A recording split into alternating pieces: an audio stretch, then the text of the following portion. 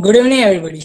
I am Mayur Balande, student of 12A History, Sate College. Our Honorable Principal, Dr. Madhav Rajwade sir, welcome to you all for this lecture on Salset in the 19th century by Mr. Abhay Chitre. The Portuguese name Salset included all the suburbs of present Mumbai, stretching from Mulund to Mahim. It also covered Thane.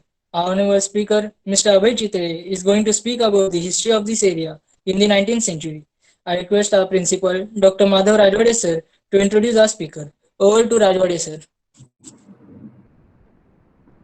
Thank you very much. The head of the department of the college, history department, Dr. Abida Dumatkar, madam, and Sri Abhay Chitre sir, other senior members who are present, and dear students. We are indeed proud of the fact that our Department of Physics, Department of History, keeps on organizing such lectures, which are enriching to the students in general, and in case of staff also, there is this example set by the department so that such kind of programs can be held.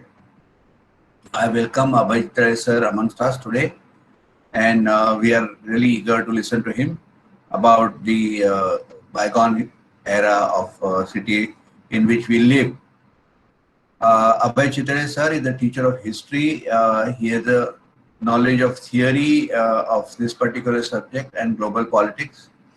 He is currently working at Poddar International School, Santa Cruz. His topic of PhD is Bombay, the Salsette Island, a history of development from 1853 to 1947, for which he is registered with the Pavakane Institute of Asiatic Study, Mumbai. This is the Mumbai University Center. He has a special interest in the history of urban development, science, and also films. He has various paper presentations to his credit. I will not go into detail of the same because I am interested that we start this particular program very much. He has also a couple of publications to his credit. I think, dear students, that this is a very niche subject, so to say. Means this is a very, very specialized subject, and today we are going to be treated to the particular exposition of knowledge of Mr. Abhay Chitre. I think I will hand over the proceedings to Abida madam, and maybe we can begin right away without wasting much of our time. Now I request our honorable guest, Mr. Abhay Chitre, to start his lecture. Over to Mr. Abhay Chitre sir. Thank you so much, Mayur. Thank you so much, Rajwade sir. That was a very kind introduction. And you realize that it is a specialization topic, and I'm sure I'll be able to shed some lights on some of the unknown facts in the history of the part of Mumbai that we live in. So I hope I live up to your expectations, sir. Thank you so much, Abida ma'am, for giving me the opportunity. So without further ado, I would like to start with my presentation. For that, I'll need to share my screen. So since we are in an online mode, somebody has to let me know if they're able to see my screen.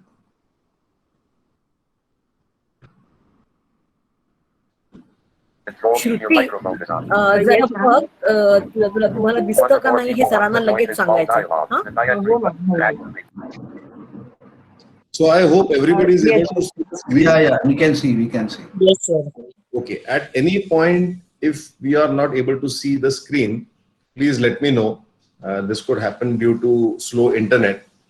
But I would really like something to be on the screen so that you have reference of what I'm going to talk about.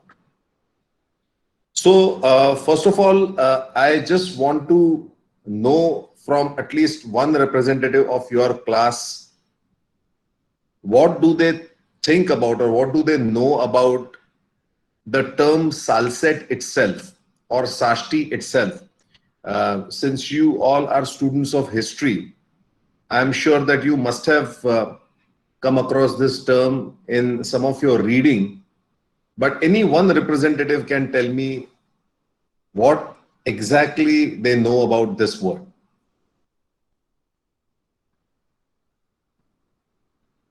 Anyone who's present, even the professors or anyone who's present can just let me know if they have any background on this particular word or this particular bygone era. Sir, Salsette means 66 villages on an island.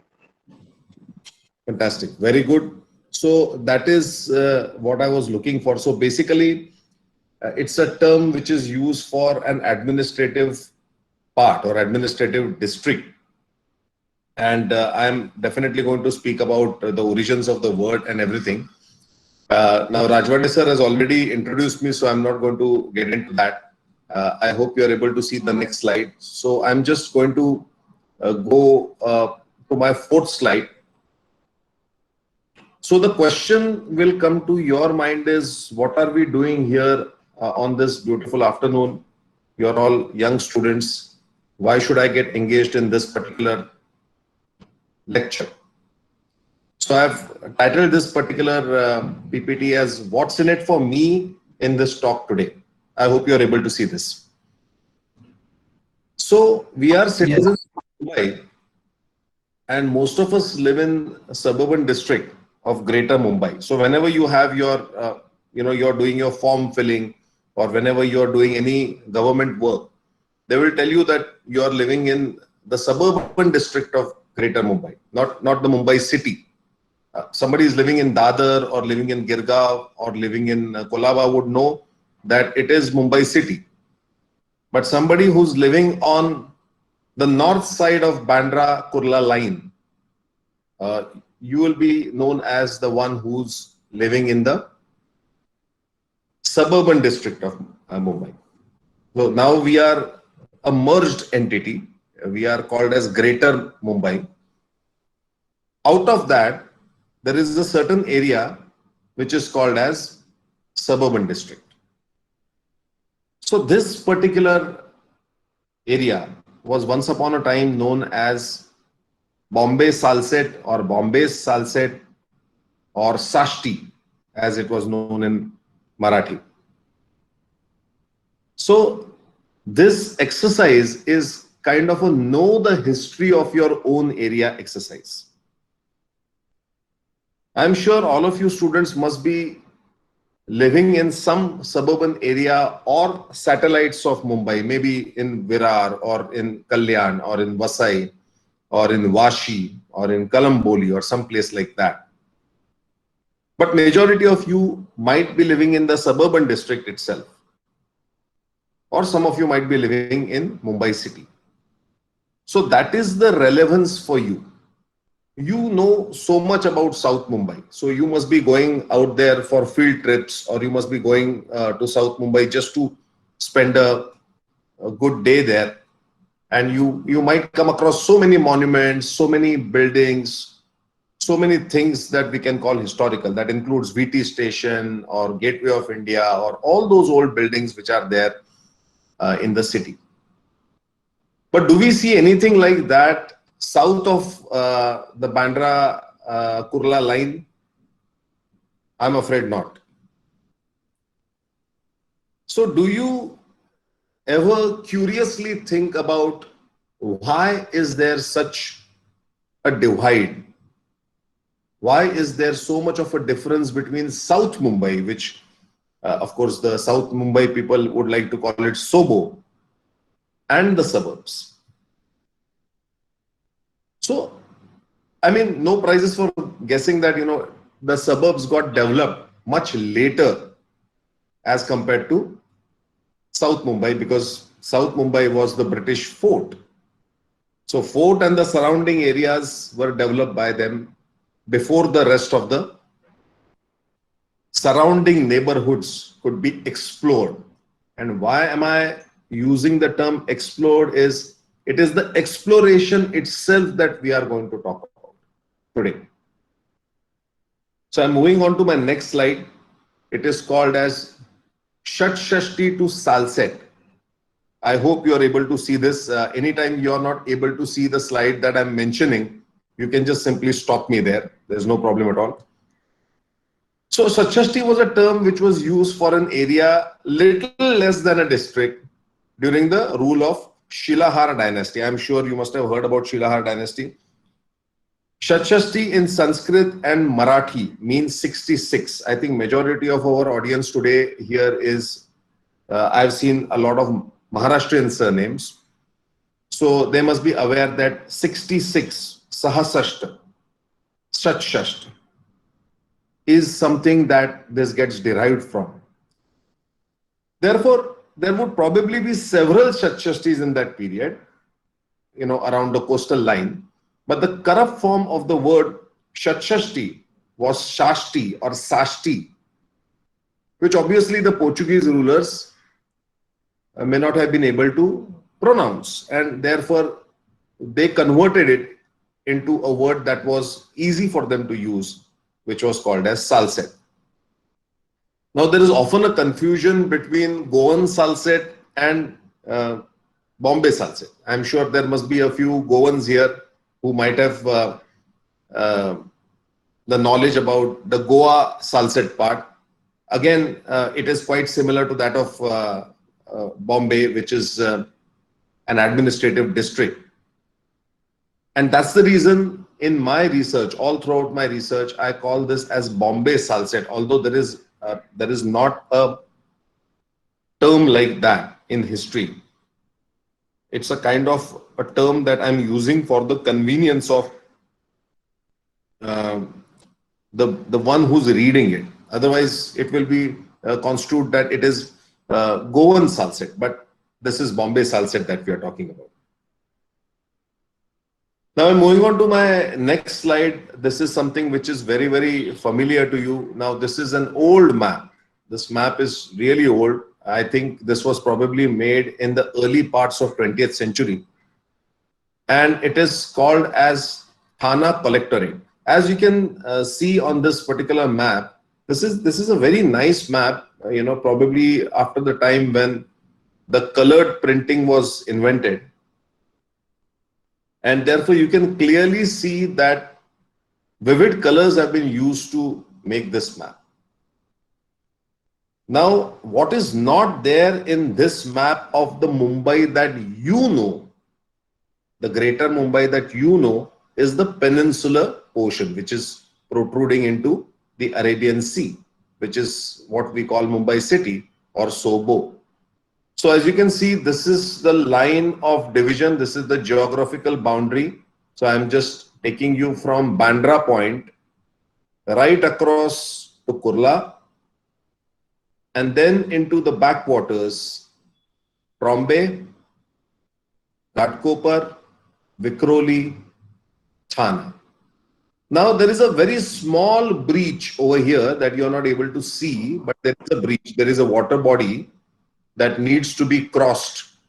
You might have traveled over Kalwa Bridge or Washi Creek or Airoli Bridge. So that is that small water body that we cross over here. And then we enter the Baseen Creek, or which is known as Vasaichi Khadi. So Baseen Creek is something which is where the river Ulhas that comes from from Kalyan side meets the Arabian Sea. And then you have the western foreshore from Manori, from Uttan down to Manori, Gorai, Warsaw, Juhu, Santa Cruz, Bandra, Khardanda, and all of this western foreshore is there. So why am I showing you this map? Is because I want to inform you that this is an island, although it is not an island as you see it in the movies or in the films or sometimes when you're traveling, which is completely surrounded by a particular ocean or sea. But this particular island is surrounded by different kind of water bodies. And for those of us who are geographically inclined, might have found this interesting that different kinds of water bodies are surrounding the island of Salsette, where we live. This is our home. And, while we are on the nomenclature, let me, kind of express my sadness over the fact that we were just simply branded as Mumbai Suburban District. Why we were not called Mumbai Salsette? No one to know. Probably there was nobody in the municipality at that time, at the time of independence or afterwards when Mumbai Suburban District was created, who would tell them that, this is what it was called. This was called Sashti or this was called Salsette. So people could say, just like how we say Sobo, we could have called this as Salsette. But there were administrative difficulties, and I totally understand, because there were two parts which are not the parts of our Mumbai Suburban District, and that is Mira Bhayandar area. As you can see, Mira Bhayandar area was not included in Mumbai Suburban District, and of course the Thana area. Yeah, so Thane area is basically something which extends beyond this line also and gets into Vasai and all of that. Now it is of course known as Palghar, but that's a huge district which was needed to be divided, and its capital was Thana. By the way, let me also tell you that the capital of Salsette was Thana, not Bandra. Okay, so although Bandra was a Portuguese stronghold, it was definitely not as developed, nowhere close as developed as Thane was. And Thane was basically the junction point. As you can clearly see, we will talk about that later when we are exploring different aspects of Thane city and other things. But administrative capital of Mumbai Suburban District was actually cut off from Mumbai Suburban District when the administrative division took place, is something that I want to attract your attention to. I am moving on to the next slide, which is called as the brief history of known rulers of Salsette. I hope it is flashing on the screen right now. So who ruled Salsette? Now we are here, in Mumbai suburbs, right? Have you ever thought of this place as an interesting historical place where there could have been several dynasties ruling and several people who just came and went, and there were so many political changeovers? I don't think so.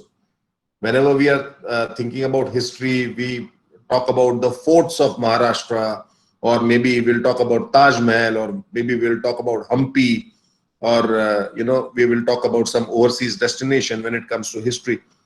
But for you as students of history,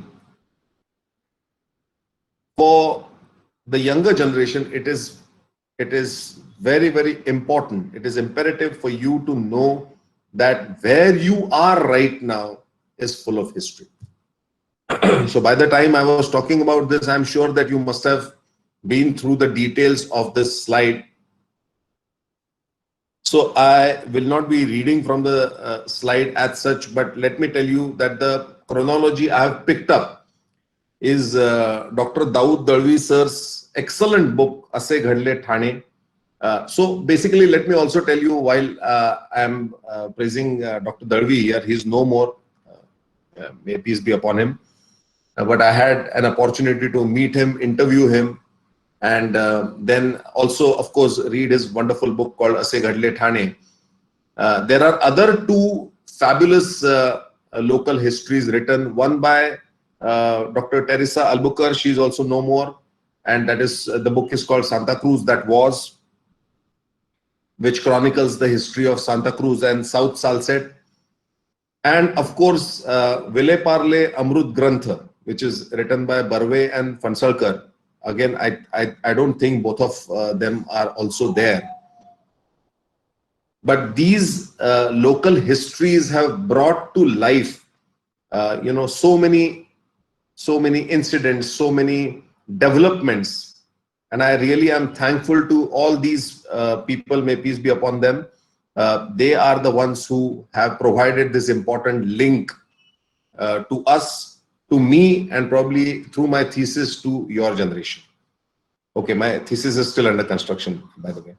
So the most important thing is that the first handover, the first known handover took place from Shilahar dynasty to Yadavs. From Yadavs, it was transferred to the Muslims. They were known as Naitas under the Tughlaqs and Bahmani kings. And then it fell into the hands of Portuguese. Now, this is a very big era. As you can see, it's a 202-year long, 2-century-long rule over Bombay Salsette. And I am also interested in all the churches that the Portuguese built, because that is what gave me the idea about the prominent places, the places that were considered prominent by Portuguese on this particular island. So for example, I live here in Borivali, so we have the first Portuguese built church called IC Church, IC Colony Church. And then from here, if you go back, if you go to Manori, if you go to Uttan, if you go to Bhainder, and then from that side, if you descend down to Trombe, Chembur, Kurla, Andheri, Marol, Bandra, everywhere there are Portuguese churches. So I have had the fortune of documenting them. Also, there are about 20 churches, which I did with the help and reference of articles and matter which is available on Church History Association of India. So what is the significance of that? We come to know where Portuguese had settled, where there were Portuguese settlements. So by 1737, the conditions were such that because of the Inquisition and other things, now the Marathas were interested in kind of cleansing the coast from the hands of the Portuguese. And the main focus was to liberate Vasai. So Bajirao the First, Peshwa of Maratha Confederacy, sent his brother Chimaji Appa to have this cleansing process supervised. And it was very difficult. Trust me, it was very difficult, because Chimaji Appa had to literally encircle everything from Chaul to Dahanu, and from Bhivandi to the entire coastline. And this entire zone he would use to completely circumnavigate and then strangulate the Portuguese of Vasai. So in the process, before Vasai, Salsette lands were liberated first. And that is the reason why I've written the year as 1737. Of course, there might be many scholars over here who are experts on Portuguese expeditions, Maratha expeditions and Portuguese Maratha relations. So they'll be able to correct me if I'm wrong. But I arbitrarily have taken 1737 as the end of the Portuguese era on Mumbai Salsette Island. Now, what happened after that, what happens whenever there is a takeover that takes place. So Marathas just came, they just ransacked all the churches and everything. And it is very interesting to know that some of the bells which are there in the interior temples of Maharashtra are the Portuguese bells. For example, the Naro Shankarachi Ghanta, which is there at Trambakeshwar, it clearly has the Portuguese symbols and signs and letters written on it. So Marathas just came, they ransacked, they did not pay much attention to this prized possession, which was actually excellent right from the great Shivaji. Everyone was trying to get so close to the British of Bombay, and here was the opportunity. But somehow, I think because of death of Bajirao and the rout that took place in Panipat, I think Maratha Confederacy was not really, up to keeping Salsette as a strategic point, as a strategic place next to the British of Bombay. And when the Maratha decay started, so I'm just calling this as Maratha decay because in 1774, there was this incident because of which the first time the English were now ready to take on Maratha Confederacy, and that is what we call the first Anglo-Maratha War. So it was triggered by the fact that the British took over the fort of Thana. Okay, so I'm just coming to that. So this is not about what happened there, but just to give you a glimpse. I'm sure you'll be able to see the next screen. So this is a picture which I've taken from M.R. Kantak's thesis, which is called as the First Anglo-Maratha War, as you can see over here. So there is a wonderful attack that is planned. So the first detachment is disembarking at Bandra and taking the terrestrial route, the land route, and I presume that they must have gone by the route which we know as the LBS road today, yeah, and reached Thane. Okay, so this is probably the first route. The second route is through the water, that is, they are going through the backwaters and they landed up behind the Thane fort, and this is in the creek, in the Thane Creek. And the third detachment is probably the movement of Marathas from Bassein, the Marathas of Bassein, who ultimately land up near the Thane fort. But at that time, in 1774, Marathas are defeated. Okay, I don't want to get into the reasons of why that particular thing happened, but they were defeated. And now this is the time when the British of Bombay have an absolute control over Thane city. See, they have not gone and attacked from the south, because there is nothing in the south except for the prominent city of Bandra and Kurla, which is, nothing much administrative in the administrative aspect. They first attacked Thane. And from here, the British just simply take over the entire island of Salsette. But again, it is not as I am saying this, because there is nothing to take over. What is there to take over? Let's say you have attacked National Park today. What is there to take over? It's just it's a forest, or your forest. What can you take over? So can you imagine, standing there in Vile Parle, yeah, what is that? Nehru Road. Okay, let's say if it is considered to be the arterial route of Vile Parle, and if you go on a little behind and read Barve and Fansalkar's book, you'll realize that it was farmland, right? I mean, there was nothing over there. So what did they take over? They took over Thane city, which was the most prominent city of suburbs. Not suburbs, Salsette, which later became the suburbs.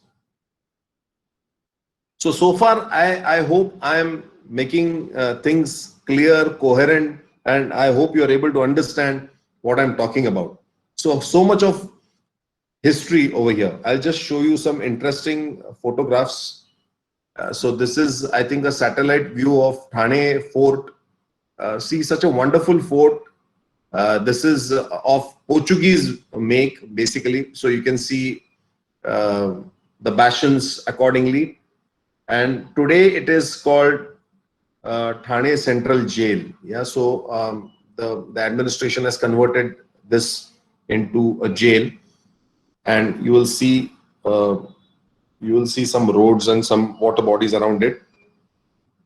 The outpost of Thane city was Ghodbandar because it was right at the head of Arabian Sea. Again, you can see ruins of a Portuguese church over here. So I hope this is visible to you. Can someone tell me if it is visible to you? Yes, sir. It's Oh, visible. Abhay.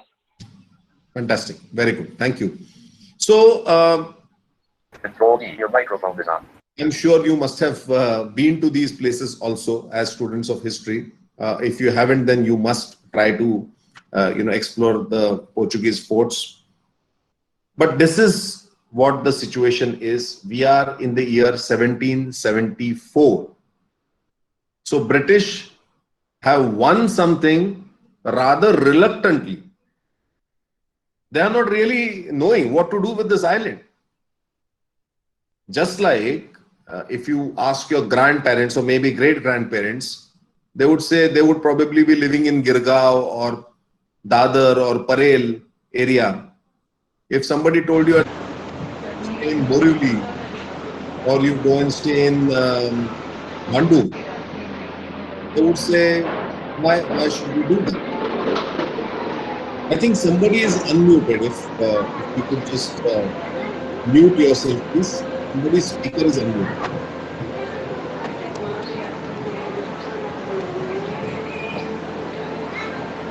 I think one of the yeah. Thank you so much. Thank you so much. I know that happens all the time. That's absolutely fine. So now there is this island which is available to the British. I'm moving on to my next slide. If you are a British governor or a British captain at that time, what would you feel? So here is a small comparison. I hope you're able to see the comparison. Bombay Seven Islands Group was isolated from mainland India. Even today, if you see somebody living in Colaba or somebody living in Churchgate, if that person wants to go to Pune by railway, how does he go? He takes a train at VT, right? Embarks a train at VT. That train crosses over the creek near Kurla. Then it crosses over another creek near Thane and it moves towards Kalyan, right? From Kalyan, it goes right up to Karjat.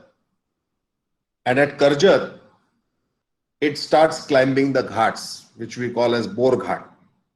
Yeah, and then it starts its first hike on the Bor Ghat and then descend on the western ghats, that is Pune. From Pune, Solapur, from Solapur down to Bangalore, and from Bangalore you can go to any place in south. Just imagine if a bridge, like for example, the bridge that carries the train over from Sion to Kurla collapses. What will happen? The person who's living in South Mumbai will not be able to travel down to any destination in the suburb, any destination in the satellite towns of Kalyan or any such place, Kasara, wherever. So the British, being the maritime power, they had come in Mumbai in the 17th century by ships. Obviously, they did not come on the terrestrial overland routes. They came in ships. And when they landed up in that particular corner, which is what we call as South Mumbai today, in that particular corner, there is no arrangement of going to mainland India. Let's say you want to go to Madras, yeah, now known as Chennai, or you want to go to Calcutta, now known as Kolkata, yeah, or you want to go north to Delhi. How do you connect yourself? So the first thing that they have to do is to make connections. The other perquisites of having Salsette Island was it was much larger than Bombay City and the Seven Island Group, and it had some fabulous water bodies. See, you must have seen Yeur Hills, you must have seen the Salsette Hill, the National Park. You will observe that whenever it rains, there are small streams that start flowing towards the Arabian Sea. And these streams go on to become rivers. So Salsette has rivers like Dahisar River, Mithi River, or Oshivra River, also known as Boisar River. These are the rivers which are originating in Salsette Hills, so there is water. Are there any rivers in South Mumbai, in the British Mumbai? No, zero, nothing. Is there a hill other than Malabar Hill? No. And does any river originate in the Malabar Hill? No, it doesn't. And now part of Malabar Hill has also collapsed in the last rains, if you might have noticed. Yeah, so it's a very small hill in comparison with the Salsette Hills, which run from Kurla right up to National Park and beyond. Now, one more perquisite was the land was very good for cultivation. And as I said, it's strategically connected to North and South India. Plus, the bonus was it had strategic ports. These ports are not really big ports like Mumbai port, but they are smaller ports which were very effectively used and managed by the Portuguese people. Which are these forts? There's Versova, there's Ghodbandar, there is Trombay, also in Marathi we call it Turbhe, and Thana. So this was something that the British got silver platter. So here is the island of Salsette. You don't know what to do with it. British were barely ready to come out of the perimeters of the fort. The maximum they were ready to go was up to Girgaon Chowpatty, I guess. Beyond that, beyond, I think, Haji Ali area of today, even Waradi, you will not see much of, British development. They were just content with that particular South Mumbai zone. And when the railways started bringing in cotton, they established the Girangaon, as we call it, Girangaon, the entire Waradi, Mumbai Central, Parel area.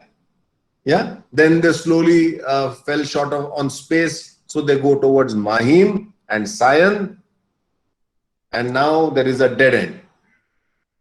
After Mahim and Sion, you cannot go ahead for the simple reason that there is water body in between. Mahim Chikhadi. How do you go on the other side? So those who went on the other side, they either took boats, Hodis, small boats that they took, and they went on to the other side. It is not possible always to, cross over that efficiently. Sometimes just imagine, during the Mumbai rains, what must be happening in the month of July, August, September, October, sometimes even in November, with the rain lashing us and all the gushing wind coming in. How will the Hodis survive? How will the boats survive? It's very difficult. So now when they had reached a dead end as far as the perimeter of Mumbai city was concerned, that is the time came this great idea of now connecting Bombay Salsette with the road link. And was it difficult? It wasn't. It wasn't in the sense, I can say that very easily now because we all are sitting in the year 2021. But that is 1798. And in 1798, the progress that the civil engineering field had done was limited. It's not that they did not have the ideas. They certainly had the ideas. But there were a lot of things that the technology was not available. So building a road from Sion to Kurla, I'm sure many of you might have hundreds of times crossed either on railway or by car or by bus. Sion to Kurla, Kurla to Sion effortlessly. Effortlessly. You might not even notice now that these two were separate entities, but they were separate entities. I'm going to show you a beautiful picture. I think I should have placed the slide a little ulta. I hope you are able to see this picture. I don't know where I got it from because I have not mentioned all the sources over here. I didn't have space, otherwise there is no secrecy. You can find the sources anywhere. This picture is there on the internet also. Now imagine yourself standing on the steps of Sion Fort. Can one person tell me if they have seen Sion Fort at least from below? Yes, no? Yes, sir. Yes. Fantastic. Fantastic. Now imagine that you are standing on the Sion Fort. Yeah, and this is how Kurla looked like on the other side. Difficult, right? Difficult to go to Kurla. Every time you want to go to Kurla to meet your friend, you have to take a boat.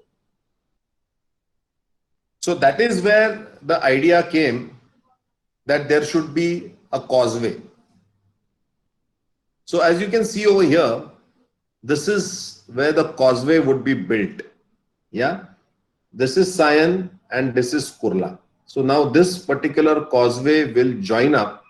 Now as soon as you disembark at Kurla, now you can go anywhere in Salsette. This way, if you travel to west, you will go to Bandra, or if you want to go to Andheri, Marol, Sakinaka, wherever you want to go, you can go as soon as you are on Salsette. Again, Salsette roads are not developed. I mean, I'm definitely going to show you a photograph of an old map of Saki Vihar Road, you know, that joins the present day Kurla to Sakinaka, Sakinaka to Vihar, and from there it branches out to Powai on one side. And now we have JVLR, which was just built right in front of my eyes.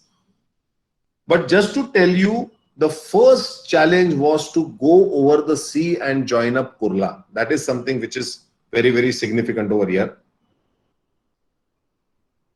So, I think I have missed a slide over here.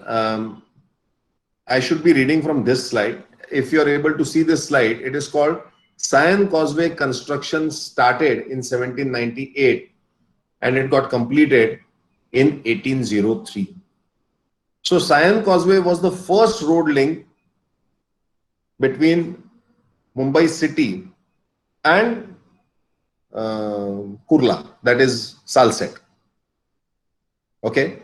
Now, who is the governor at that time? The governor is Jonathan Duncan, and therefore it is called as Duncan's Causeway or Duncan's Road or Duncan, basically Duncan Causeway or Sion Causeway, because he is the one who took all the initiative. And there is a lot of things that Duncan has done for the development of Salsette, in the sense he has at least initiated something. He has built a road. Okay? So basically what happens is when you build a road, now there is a possibility of people going over without sitting in a boat. This is a big thing back in 1803. So if I look at this particular slide, now Governor Duncan is a little curious. Now I have built a road, people are able to go on the other side. What are the things that we can do in Salsette? Okay, so there is, you must have heard in history that there was permanent settlement that was offered all across India. So one of the beneficiaries of permanent settlement in Salsette was Dr. Helenus Scott. So he was a medical practitioner basically working for the government, but later many government officers would actually like to stay back in India and do some enterprise. Okay, so you will be surprised to hear that Dr. Scott was, making hemp. He was making, he was trying to grow cotton. He was trying to grow coffee beans. And of course, he was interested in making rum. Okay, because the Bombay government bought a lot of rum. So Bhandup had a lot of distilleries of rum. So I'll come to that point as well.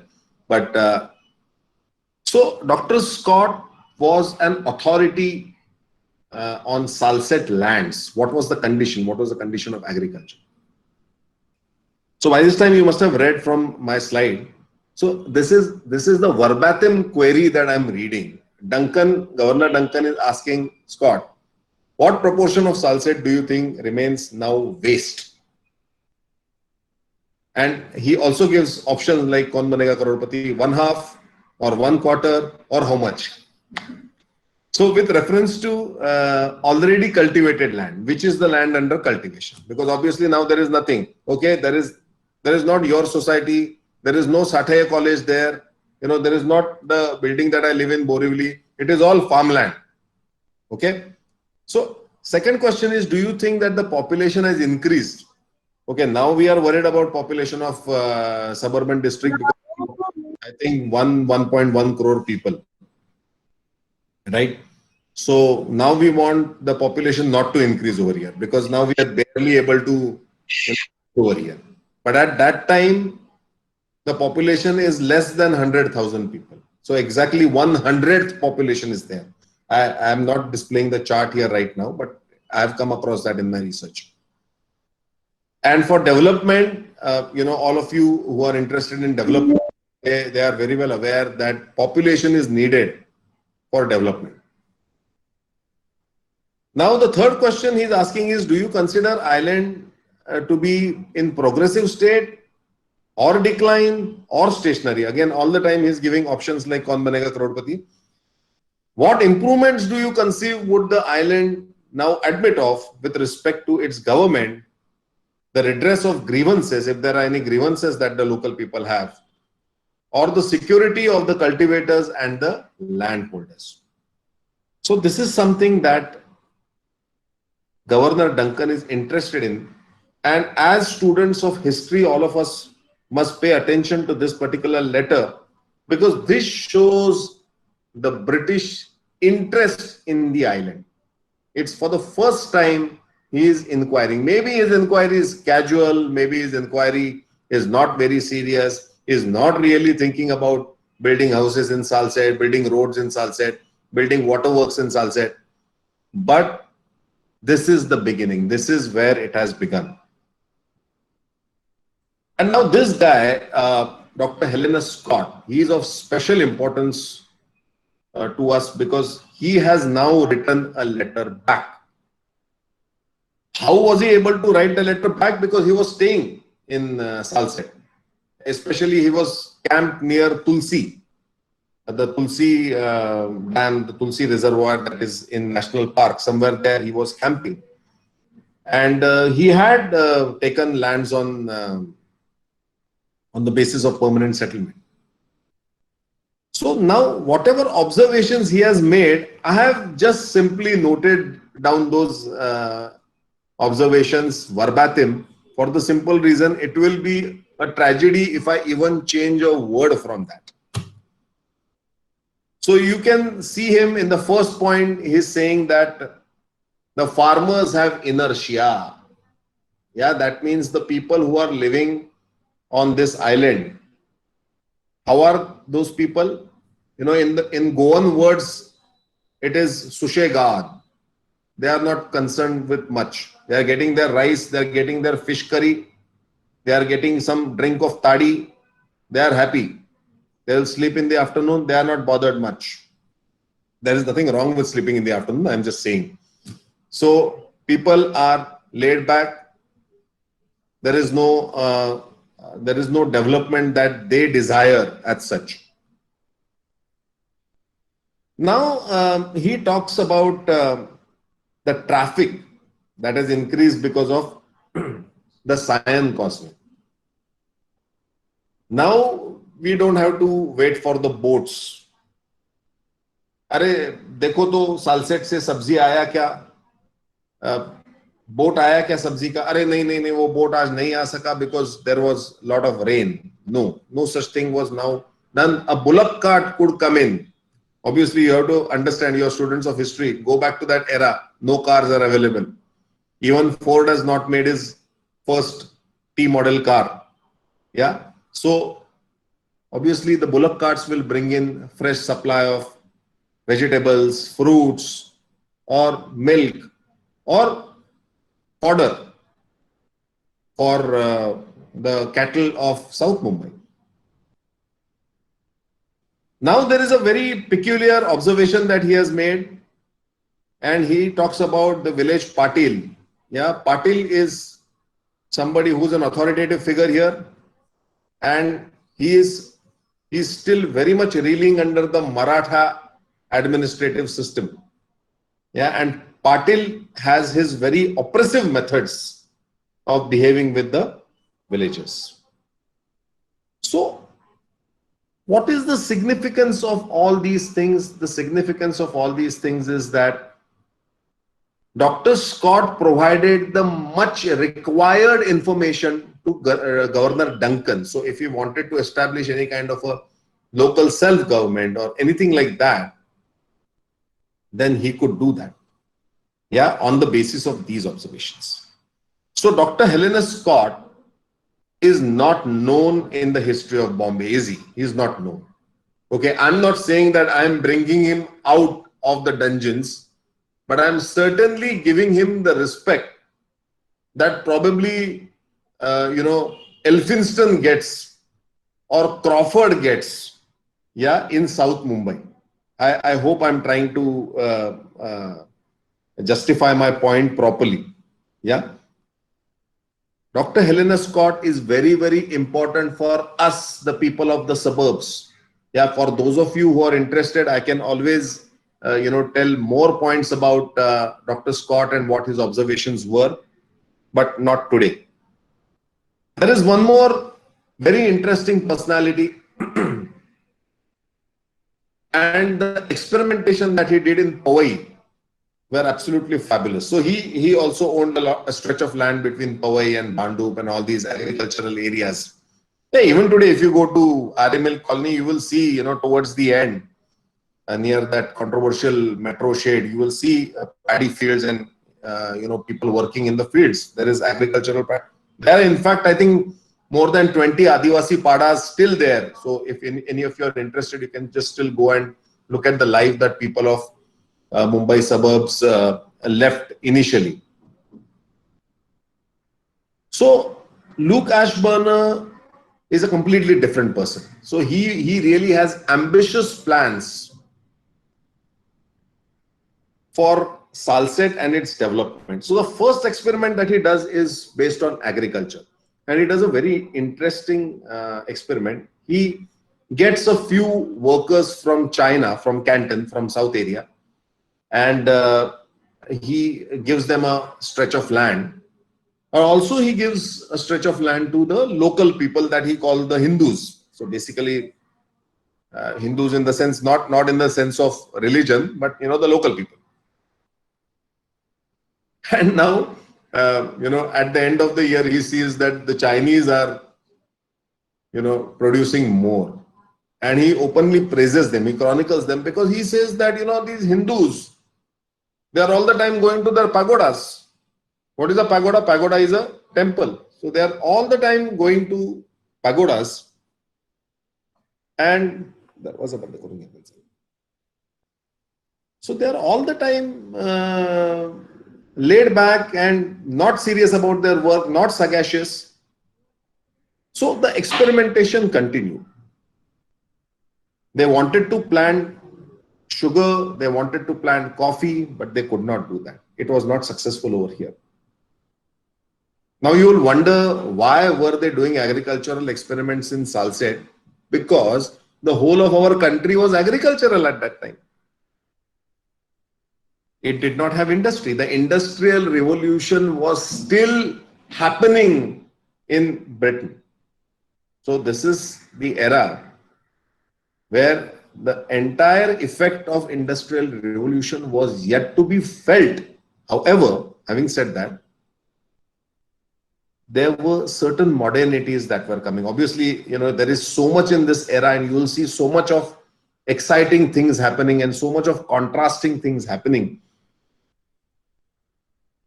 with respect to technological advancements. Now, third guy is an Indian guy. Okay, so now by the time you started, thinking that I'm just going on praising the British natives. By the way, both of them were not in the service of the East India Company. Here comes a man who's an entrepreneur who took over the estates of Dr. Helena Scott. Now he's known as Framji Kawasji. The ESQ means Esquire. Esquire means a person of importance. So whenever you are reading, documents, British documents, you will always come across this particular term called Esquire, right?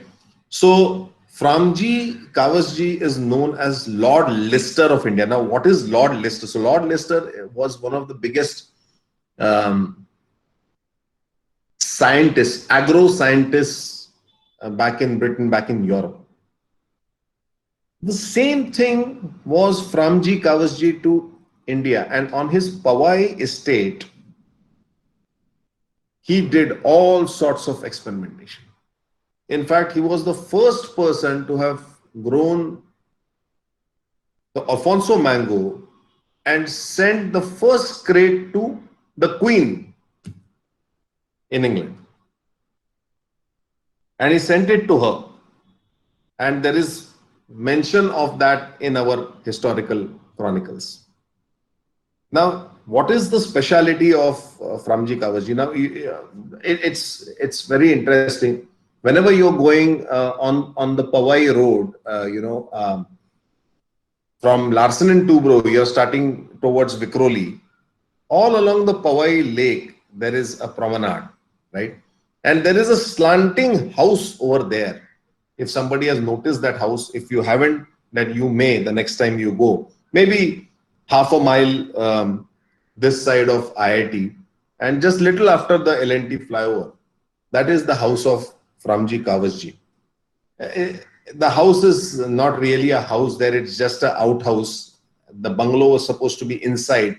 I think that property now belongs to the Raymond Group, if I'm not mistaken. It's a lake house basically. So he was the person who was interested in joining Powai to Kurla, because then you could just go over to Sion and could travel to the town.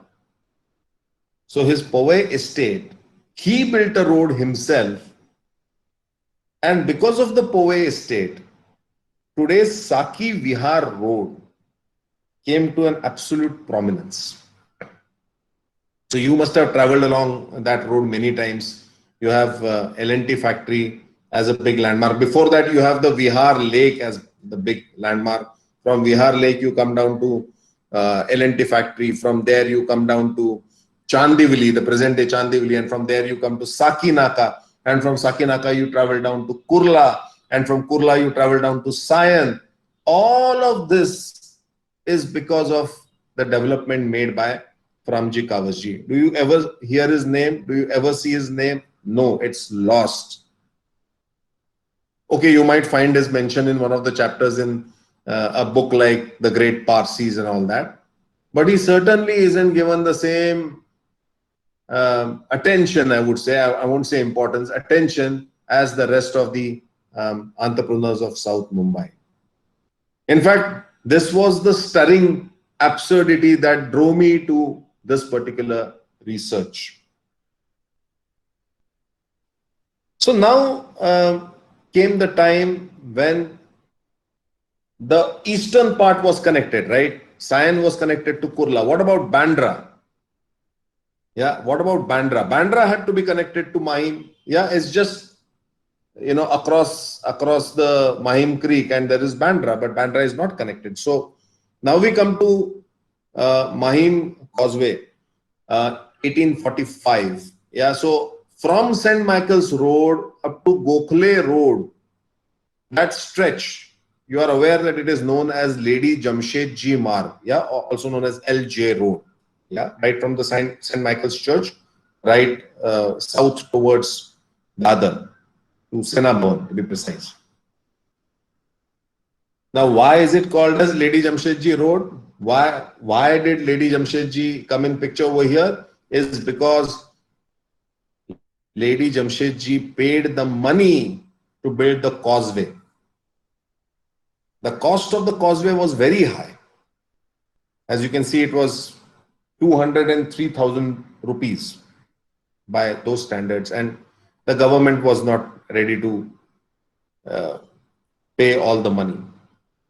So first they paid 45,000, and then it was increased to 1,55,000, and literally one family, one business person has paid the entire money to connect West Salsette, Bandra, which is known as the Queen of Suburbs today, to the jungles of Mahim. Why am I calling them jungles of Mahim? Because they were called as Mahim Woods at that time. Except for the St. Michael's Church, there wasn't much over there. It was a wooded area.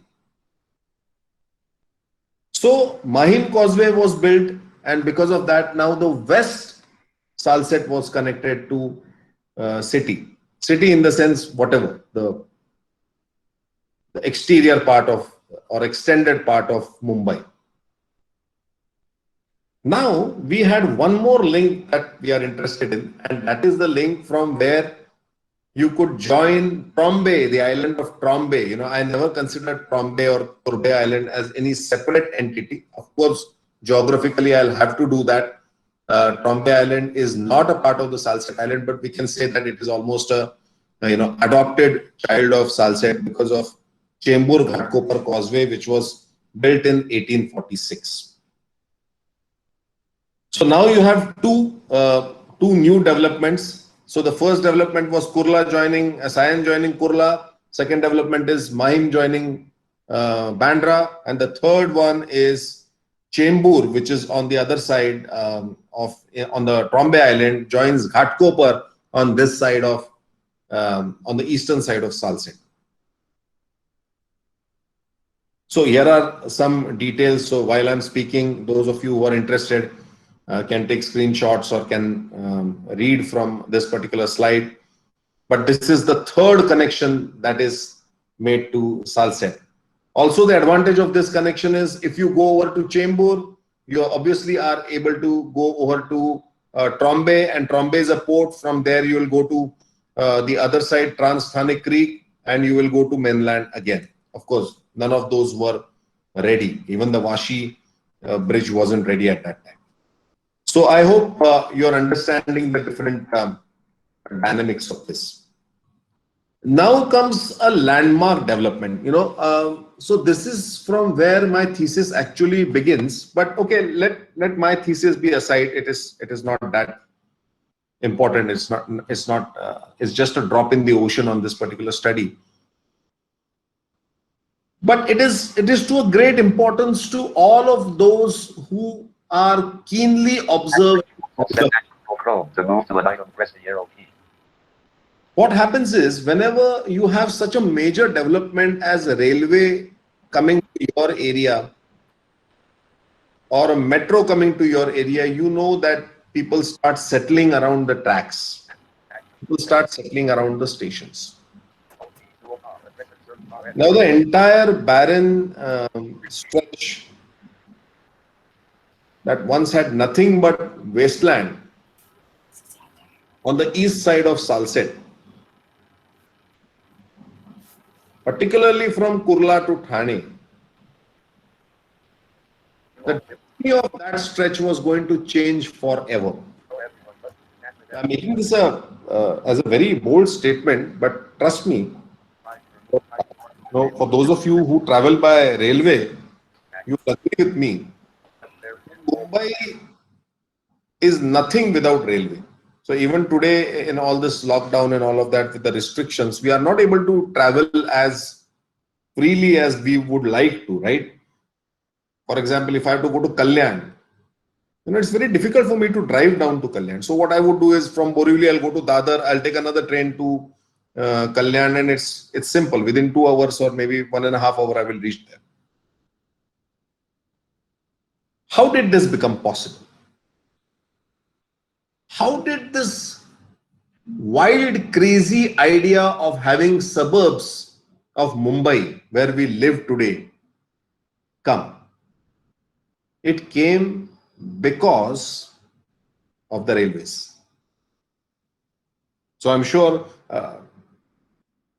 for those of you who are reading quite quickly, you might have read about this particular slide or this particular incident that happened on the 16th of April 1853, a landmark for the entire country. For the entire country, this was the first railway run. 16th of April 1853 is the date, so you can calculate how many 47 plus 21, so it's 168 years ago. So we Mumbaites are used to railway system for last 168 years. So this was the first time the railway would run. How would it run? It will start from Bori Bandar. That time Victoria Terminus or Chhatrapati Shivaji Terminus names were not there. Bori, Dhan ka Bori ka Bandar. That is known as Bori Bandar, near Viti. Maybe somewhere in between that Ghadial Godi and present day Viti station, they might have started. I don't know exactly the place from where the railway actually started. But it is believed that it must be somewhere in that area. And from there, it merrily came down to Kurla. And there are vivid descriptions, right? I think some of you might have read it in many books that they had tea and biscuits and all the snacks and everything. And I think Lord Falkland, or maybe he was not there, his wife was there. And all of these British officers enjoying this wonderful journey, you know, it was a fascination for them, right? And then the train crosses over into Salsette. Yeah. And this is going to change the destiny of this piece of land forever. You can see this is the original picture. Of course, it is claimed to be original. I don't know. But this is the picture where this is the train. This is supposed to be the train. This is how Kurla station look like. Yeah. Does Kurla station look any close to this? This is Tikekar sir's sketch. I don't know whether he drew it or whether he got it drawn from someone. I don't know. But there are two sketches. There is one more of Ghatkopar. I don't have it right now. But this is Kurla station. So train would be, you know, coming in like this. So Salsette, basically, the entrance looks something like this. So with the coming of railways, everything changed. However, having said that, I want to make one point absolutely clear. I'll just skip over before I go into the waterworks thing. Let me just skip over to the BBCI railway. The first railway that we saw was GIP, Great Indian Peninsula Railway. It was known as that because why Great Indian Peninsula is because it was going to go down to Peninsula. So the first, it got extended to Kalyan, then it got extended to Karjar. Then it went over the Ghats, it went to Pune, it went to Solapur, it went to Bangalore, and then it went down to Madras. Yeah, that is how it was Great Indian Peninsula. And trust me, something very interesting happened. You know, when like I started, like you people, you know, reading about Salsette and reading about how the railways came in, and everybody knew that on the 16th of April, 1853, the GIP railway went from Kurla to Thana. On its way from Bori Bandar to Thana, it went from Kurla to Thana in Salsette. But I was crazily searching, where is the ceremony when the first train went from Churchgate to Bhayandar? And I'm just ransacking all the libraries. I'm going here and there. I'm just trying to find out where is this ceremony. There must be some ceremony, right, where the train must have started from Churchgate, crossed over at Mahim to Bandra, and from Bandra it must have traveled down all the way to Bhayandar. But nowhere was I getting this information. Because the fact of the matter is that the railways never went from south to north in this case, but it came ulta. It came from Ankaleshwar down to Bhayandar, Ankaleshwar near Baroda, down to Bhayandar, from Bhayandar to Virar, and from Virar it enters through Vasai into Mumbai. And that is where it actually comes from north to south. And this day is 12th of April 1867. So almost 14 years after the first railway run through East Salsette. So you must have seen now if you see western suburbs are more plush, they are given more importance. Even the flat rates and house rates are high on the western side. But if you see during the British regime, everything happened in the east first. Sion Causeway was built in the east. The railways came in through east. That is because Thane was important. That is the point that I'm trying to prove. Thane, the connectivity with Thane was very, very important. Not so much as connectivity with Bhayandar. However, having said that, this is a very, very important incident, and the BBCI railway now runs through the west of Salsette on 12th of April 1867. As you can see, there are so many details over here. But the first station, somebody asked you which is the first station of the western side, because you are studying on the western side, you come to Parle and all that. 1868, the first station is Bhayandar. Okay. It may not be an illustrious station as such, but okay, they made up for that loss in Bandra. You can see that 1869, the following year, they built this majestic station at Bandra. So leave aside all the gardi that is there outside Bandra station today. But this is how it looked. So I've picked this up from the BBCI album, BBNCI, that is Bombay Baroda Central India Railways album, and you will see just few people standing at Bandra station in 1869. So that was the significance, that was the impact of railways coming to Salsette. Now I'm moving towards the end of my talk, because I'm totally conscious of the time, and I would really like to wind up in the next 10 minutes. But do you realize that with absence of any rivers in South Mumbai, and with all the wells drying up because of the increasing population, South Mumbai started looking towards Salsette for water. And that is why I have named this particular slide as Salsette provides water to Bombay. See how British people have made use of this resource-rich island. And again, this is a fantastic example of British curiosity, British surveying methods, and how they would harness every resource that was available to them. It's a horseshoe valley. I'm talking about Vihar. Vihar is a horseshoe valley. Godyacha nale sarka hai te aise. So whenever you have a horseshoe, what you have to do, you just have to close the, the ends which are very close to each other, and you have a full reservoir there, right?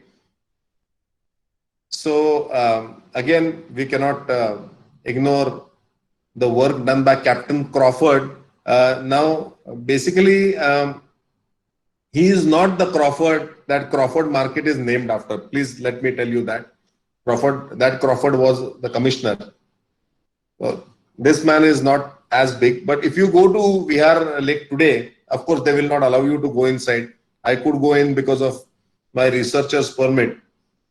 you will find that there is a plaque over there that salutes Mr. Crawford's genius of hydraulic engineering or civil engineering, that over a period of 4 years from 1856 to 1860, he managed to build that bund of the Horseshoe Valley of Vihar.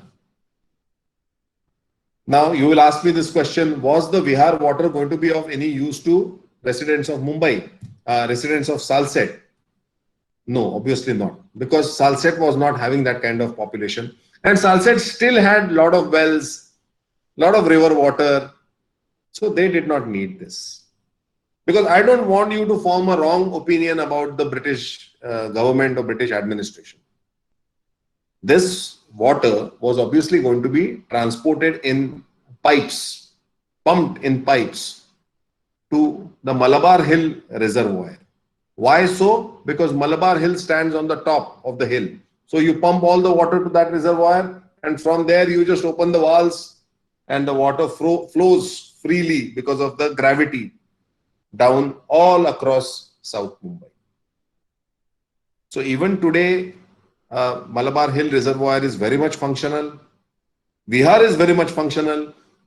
Of course, we don't draw water from Vihar. It is for absolute emergencies. Okay, let me tell you the secret. It is for absolute emergencies. And Powai water is not potable. You cannot drink it. But again, for push comes to shove, if all the water in Mumbai dries up, then Vihar and Powai are available to us. So that is the planning, because immediately they started Tansa and Vaitarna works near Virar. So, they were planning a lot of fabulous water supply. That's why we never have a problem of water here in Mumbai. What attracts people to us is our unparalleled water supply system. Now, here is this wonderful sketch that I was talking about. Yeah, this is a sketch that I found in Maharashtra State Archives, and you will find this is a rough sketch of Vihar. So Vihar Valley is a horseshoe valley. I was telling you about the horseshoe. I hope you are able to see this. This is the horseshoe. All you needed to do was to block it up on one side, and you had the entire lake to your disposal.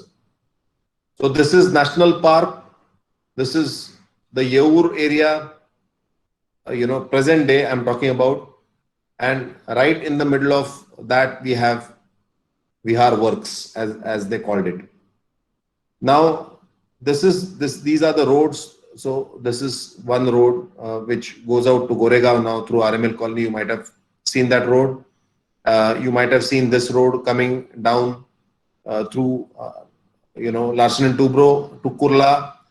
This is the Powai Junction, and this is the Vihar Road, also known as the Saki Vihar Road.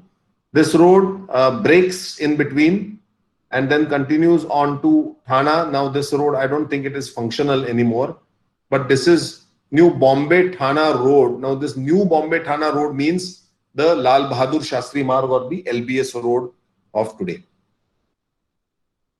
So with this, I come to the final part.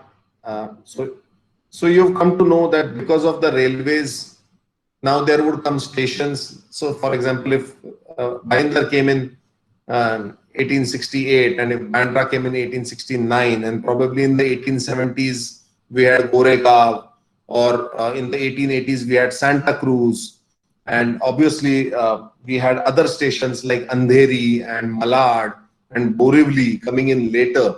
I'm just giving you the example of western side.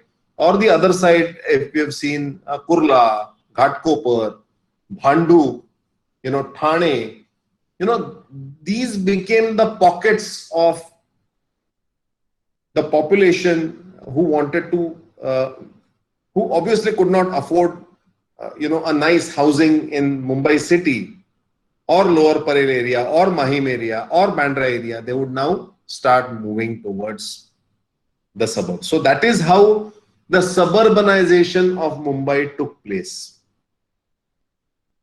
right? So 1853 therefore becomes a landmark year. 1853, 1867, the coming of railways. 1860, the commissioning of Vihar Lake, which obviously, of course, also started supplying water to the residents of Salsette in the later years after the Tansa and Vaitarna works were made. Still, somehow, for some reason, we have an inertia. Agar koi mujhe kahe, go and stay at Dahanu or Palghar, yeah, I will say, thoda lamba padta hai na jaane ko. I want to go to Santa Cruz, let's say, to my school. It is easy for me to go. I reach there within 1 hour. But if I'm living in Dahanu, then it is going to take me 2 hours. So that is a natural human tendency. So somehow people were not getting pushed out of Mumbai city, and therefore congestion was increasing. See, right now also you will see there is a lot of congestion.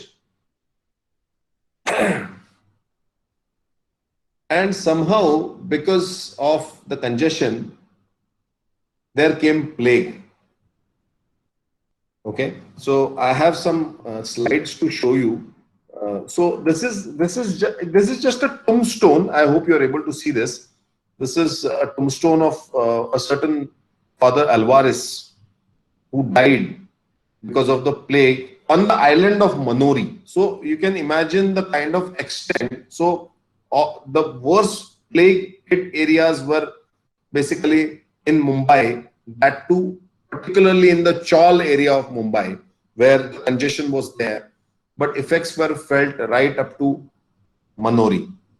Yeah, that is because of the movement, the compulsory movement. See, now you can relate with the plague like anything, because right now Corona is going on. Yeah, and after plague and after Spanish flu of 1919, right? We still did not learn anything. And we just went on, congesting, and therefore now we are prone to all these problems that we are. So because of the plague, Salsette now became the safe haven for the city dwellers of Bombay. So somebody is staying in Girgaon, why don't you start staying in Bandra or in Santa Cruz or in Andheri or in Ghatkopar or in Bhandup, or if you can't afford anything, then go to Bhayandar. There is a lot of land over there.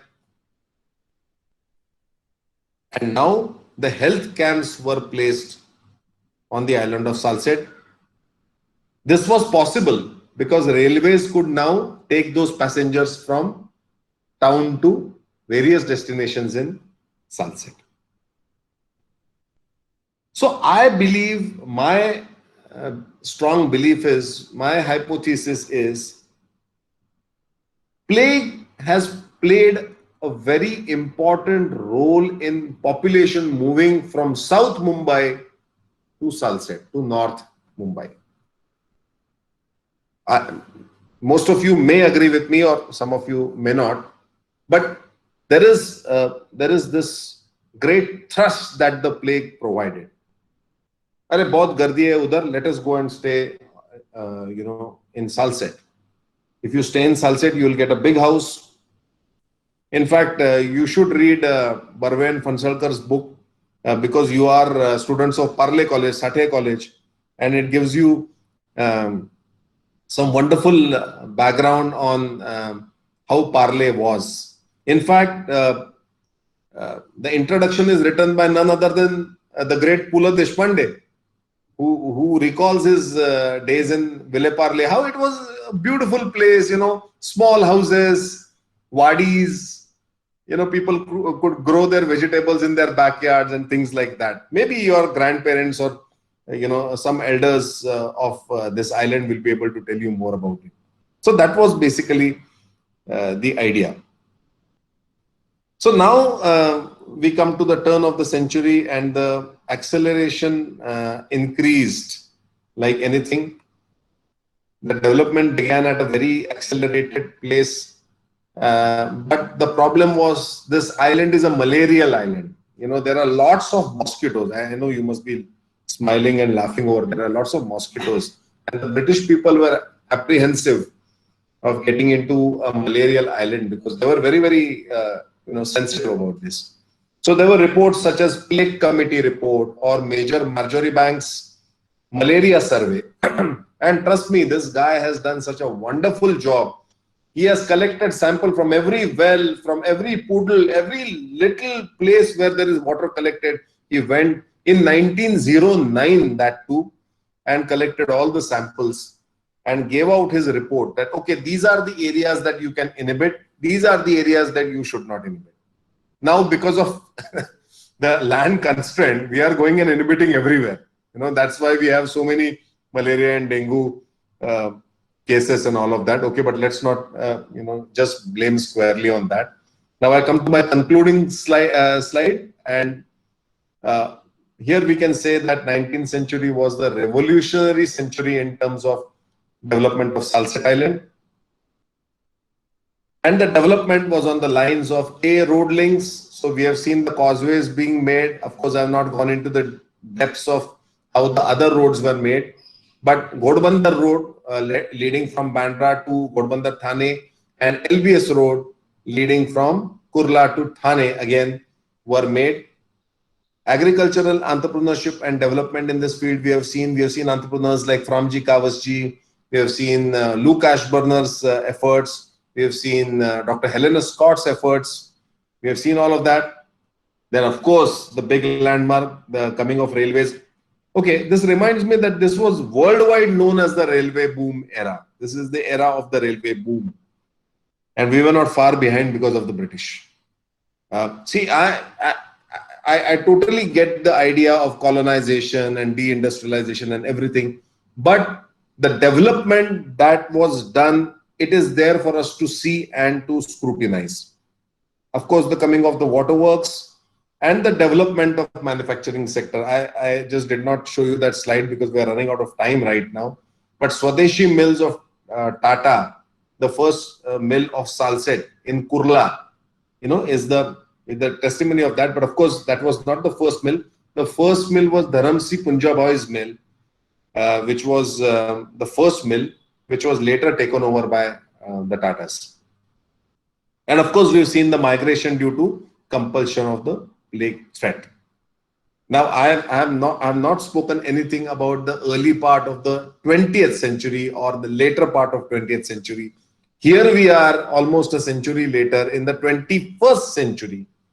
But I just would like to say at this point that we are whatever we are because of this particular century. The 19th century has provided the required impetus to the development of Salsette. If Salsette was an island of 100,000 people or 1 lakh people, as we may call it, today we are an island of about 1.2 crore people. So I stopped my talk with you today on this point. If anybody is interested in knowing more about details, then I will leave my email ID with Abhida ma'am.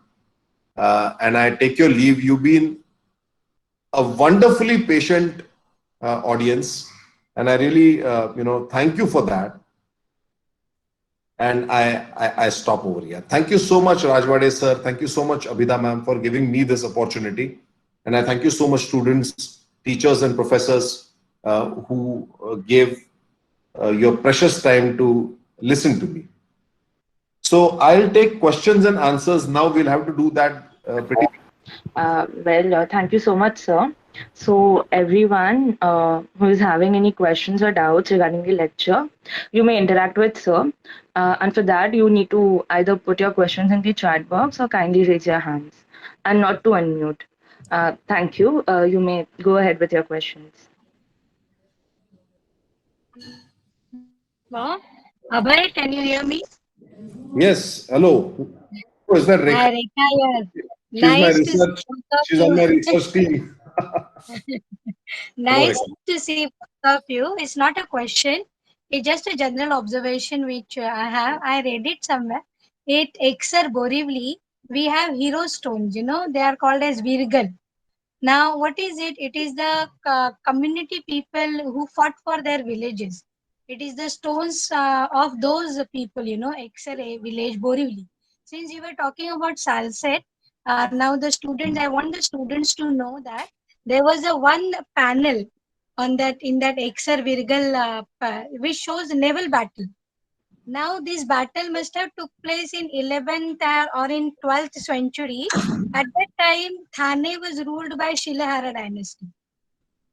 And it shows that the Shilahara dynasty people also had naval capabilities. And those Viragals are still there, at Exar village. So just wanted to share it with students. And your presentation was really very nice. We really enjoyed. And there are so many new things which I was thinking about railway. And Bhainder was a revelation for us. That was not, we did not know कि Bhainder was train came from that side. Thank you, Abhida.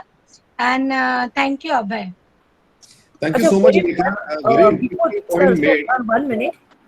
Yes. There is one suggestion to everybody that please raise your hands or you put your questions in the chat, because that will sort of keep the sort of order in the meeting. Thank you. Yes, thank you so much, Rekha. I guess that particular hero stone or Virgar is in the campus of Club Aqua, if I'm not mistaken. So it is a private. So for students of this particular college, I'm sure they must make it a point to take a field trip if it is possible whenever the COVID situation is little better, and take photographs. It shows the naval battle between Shilahars and Yadavas. So very good input there. Thank you so much, Rekha. Okay, I think Yashoda Budkar has asked me a question. And she wants to know, okay, do you think not populating the Salsette Island was more of a strategic decision the British took than a chance happenstance?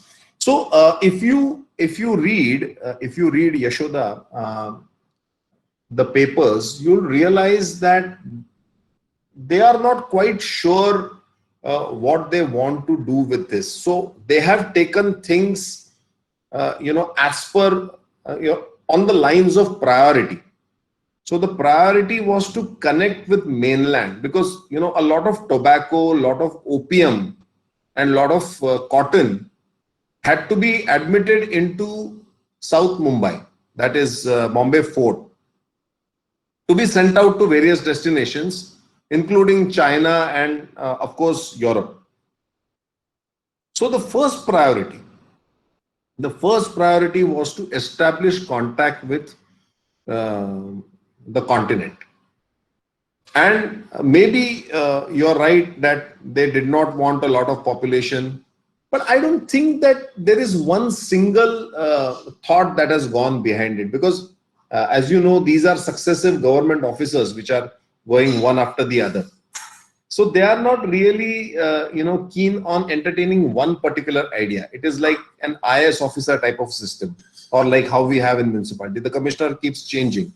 So they address to the given priorities at that particular point in time.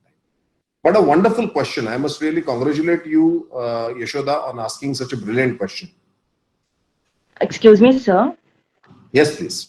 Sir, there is a question from Vishal sir. I'm so sorry, Vishal sir. I saw your message now. No. Sir, are you willing to read out your question, or may I? Vishal sir, are you here? I can see Vishal sir's question. Yes, sir. So I'll just read it out. Yeah, no problem. His question is, are there any concrete historical sources regarding the changing topography of Salsette Island in 19th century pertaining to the environmental history of Salsette Island in 19th century? Excellent question. So yes, there are wonderful sources available. Only thing is that you must be able to come to Maharashtra State Archives, which is housed in the Elphinstone College, opposite Jahangir Art Gallery, and there are a lots of sources in terms of correspondence that was done. Otherwise, there are books which are written by many British independent travelers like James Silk Buckingham or Maria Graham, or even a book written by a Saraswat Brahmin who later converted into Christianity. I think Garsan de Kuna, right? If I'm not mistaken. Plus, there are a few more who have written about everything: flora, fauna, monuments, old antiquities, changing topography, how tax structure, revenue structure, everything is documented. But not all of that is in one place. So you really have to, look at several papers, which is a mountainous task, and you should really be free. not not be busy with your daily routine and try to find that out. All right, so ma'am, if we don't have any more questions. Microphone. Yeah, I have one question, sir. Okay. I mean, there are two questions. One is, can you tell us something about how and when the people from South Bombay began to migrate to these regions, in the Salsette regions, and what was the impact of that migration? And secondly, can you tell us something about the trade of Salsette with the outside world? Fantastic questions, ma'am. I think they're pretty pinpoint questions. The first question is migration of people from South Mumbai. So I'll give you example of the area that we are in.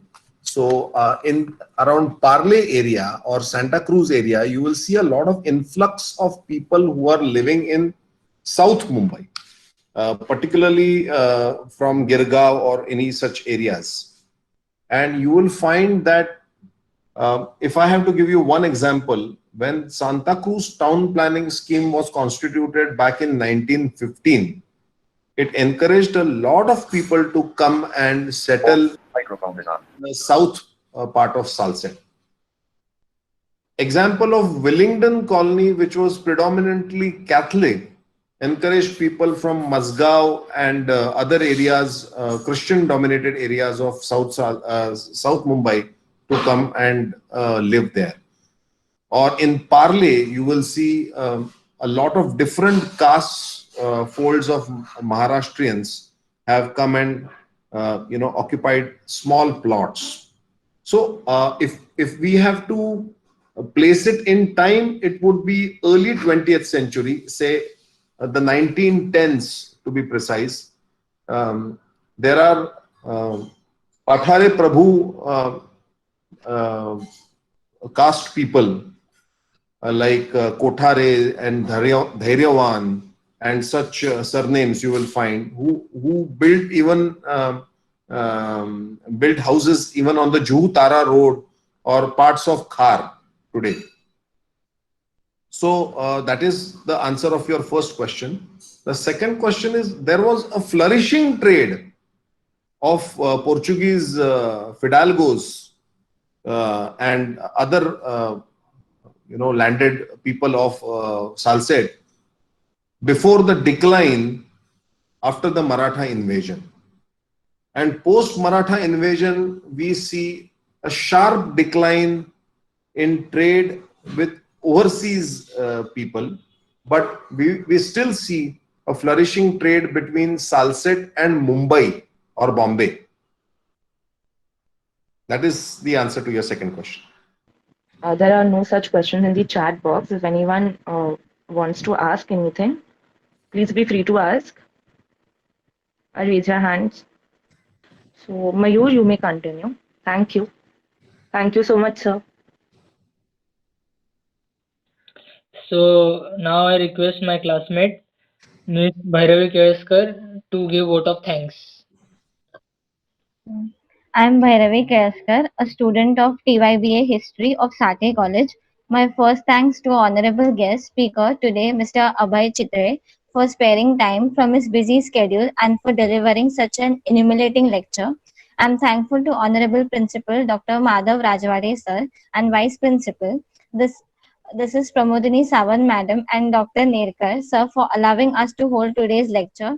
I thank Dr. Abhida Dumadkar, HOD History, Sate College, and Mr. Prasad Londe sir for arranging this lecture. That last but not the least, I thank you all the students and the audience for attending this program and for making it in success. Thank you.